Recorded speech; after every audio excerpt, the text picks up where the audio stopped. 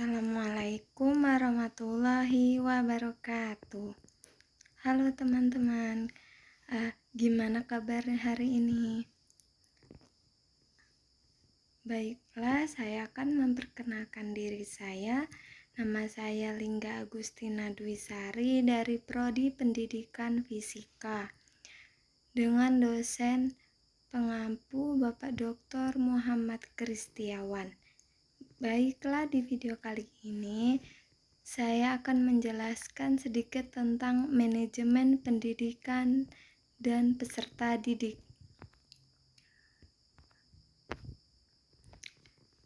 Yang pertama, manajemen pendidik. Apa itu manajemen pendidik? Menurut tim administrasi pendidikan pada tahun 2014 adalah manajemen pendidik adalah aktivitas yang harus dilakukan mulai dari pendidik masuk ke dalam organisasi pendidikan sampai akhirnya berhenti melalui proses perencanaan sumber daya manusia, perekrutan, seleksi, penempatan, pemberian kompensasi, penghargaan, pendidikan dan latihan pengembangan dan pemberhentian. Yang kedua, tugas kewajiban dan hak pendidik. Yang A, tugas pendidik. Tugas pendidik yaitu satu, sebagai tugas guru sebagai profesi. Kedua, tugas guru di bidang kemanusiaan. Yang ketiga, tugas guru di bidang kemasyarakatan. Yang B, kewajiban pendidik. Kewajiban pendidik menurut Undang-Undang Nomor 20 pada tahun 2003 yaitu 1.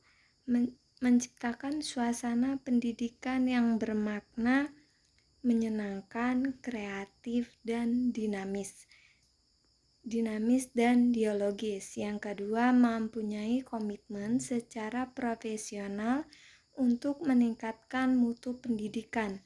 Yang ketiga, memberi teladan dan menjaga nama baik lembaga, profesi, dan kedudukan sesuai dengan kepercayaan yang diberikan. Yang C yaitu hak pendidik. Hak pendidik dalam Undang-Undang Nomor 20 pada tahun 2003 yaitu penghasilan dan jaminan kesejahteraan sosial yang pantas dan memadai.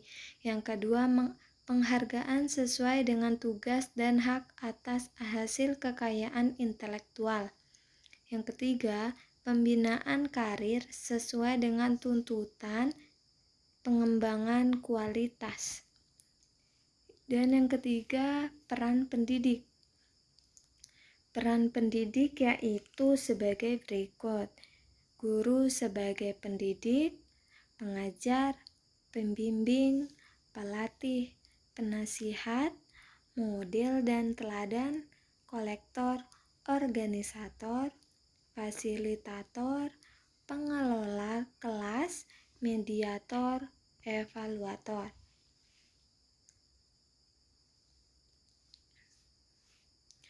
Yang selanjutnya, menurut Supardi pada tahun 2013 mengemukakan kompetensi pendidik yaitu 1. Penguasaan kompetensi dasar dan 2. Penguasaan kompetensi pedagogik. Yang kelima, ada rekrutmen dan seleksi guru dan staf.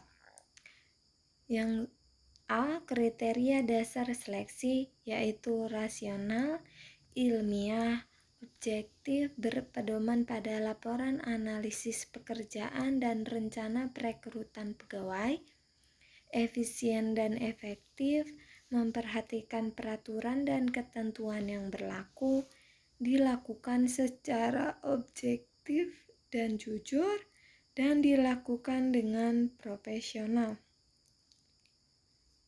Yang B. Cara dan metode seleksi. Satu, seleksi persyaratan administrasi. Yang kedua, seleksi pengetahuan umum. Yang ketiga, seleksi psikologi. Yang keempat, seleksi wawancara. Dan yang kelima, seleksi referensi. Tujuan dari rekrutmen dan seleksi guru atau staf yaitu untuk menetapkan kebutuhan rekrutmen organisasi masa sekarang dan yang akan datang. Yang kedua, untuk meningkatkan sejumlah calon pelamar kerja dengan biaya minimum. Yang ketiga, untuk membantu meningkatkan keberhasilan dari proses seleksi dengan menurunkan sejumlah pelamar kerja yang bermutu rendah atau bermutu tinggi dengan jelas.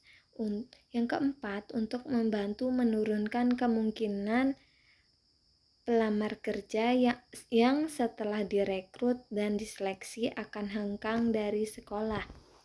Yang kelima, untuk memenuhi tanggung jawab organisasi bagi program, tindakan, persetujuan, dan hukum lain, serta kewajiban sosial. Yang keenam, untuk mengawali identifikasi dan menyiapkan pelamar kerja potensial yang akan menjadi calon pegawai yang sesuai. Dan yang ketujuh, untuk meningkatkan keefektifan organisasi dan individu untuk mengevaluasi keefektifan teknik dan pencarian rekrutmen yang beragam dari semua jenis pelamar kerja. Yang B yaitu manajemen peserta didik. Manajemen peserta didik menurut Knežević pada tahun 1961 merupakan suatu layanan yang memusatkan perhatian pada pengaturan, pengawasan, dan layanan siswa di kelas dan di luar kelas seperti pengenalan, pendaftaran, layanan individu, seperti pengembangan keseluruhan kemampuan, minat, kebutuhan sampai ia matang di sekolah.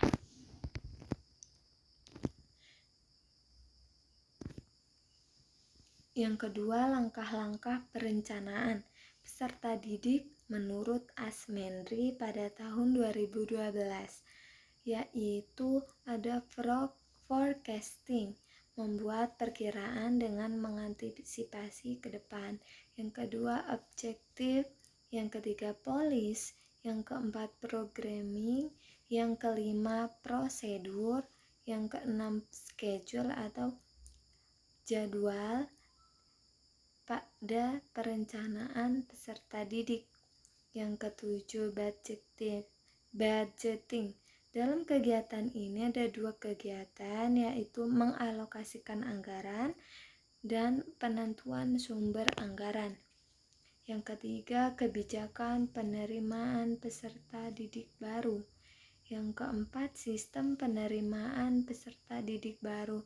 Ada dua macam sistem yang digunakan dalam penerimaan peserta didik baru, yaitu satu, kriteria acuan patokan.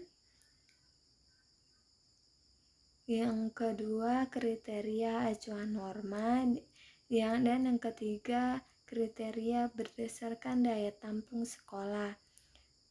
Yang keenam, rekrutmen peserta didik.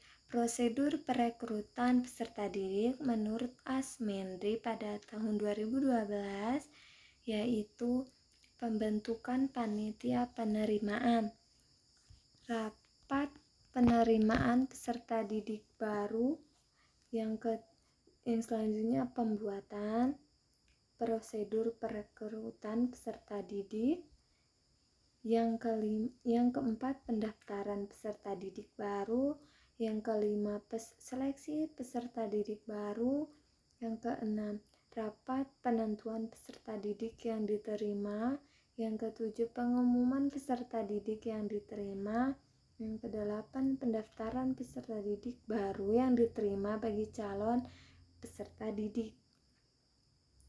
Yang ketujuh, orientasi peserta didik. Tujuan dan fungsi dari orientasi peserta didik yaitu agar peserta didik lebih mengenal dekat mengenai dirinya sendiri di tengah lingkungan yang baru. Yang kedua, agar peserta didik mengenal lingkungan sekolah, baik lingkungan fisik maupun lingkungan sosialnya. Yang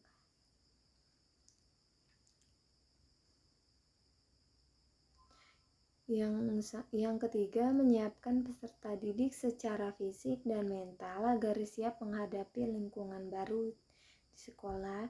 Yang kelima, peserta didik dapat mengerti dan mentaati peraturan yang berlaku di sekolah. Yang B, yaitu fungsi orientasi. Menurut Asmendri pada tahun 2012,